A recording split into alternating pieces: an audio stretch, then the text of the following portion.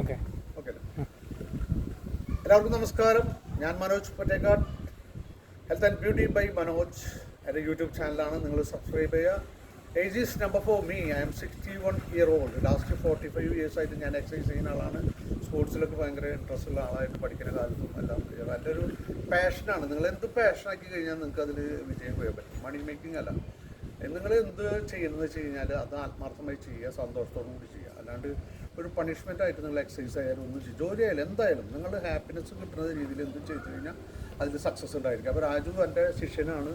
ശിഷ്യനല്ലാണ്ട് ശിഷ്യന്മാരിൽ ഏറ്റവും അടുപ്പവും സ്നേഹവും അതോടൊപ്പം തന്നെ വർക്ക് ചെയ്യാൻ നല്ല കഴിവുള്ള സ്മാർട്ടായിട്ടുള്ള ഒരാളാണ്. ഒരു സംശയം ഞാനായിട്ട് സർട്ടിഫിക്കറ്റ് കൊടുത്തതല്ല.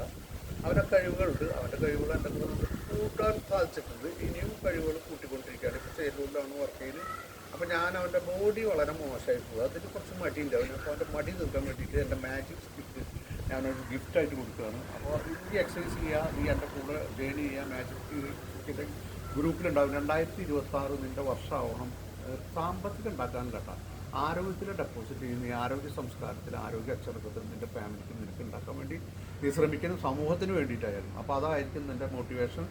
അപ്പോൾ 2026 രാജുവിൻ്റെ എല്ലാ നല്ല കാര്യങ്ങളും നടക്കുന്ന ആരോഗ്യ സംസ്കാരത്തിലും ആരോഗ്യ അച്ചടക്കത്തിലും ജീവിക്കുന്ന ഏറ്റവും നല്ലൊരു പേഴ്സണാലിറ്റി ആയിരിക്കും. മാറ്റും.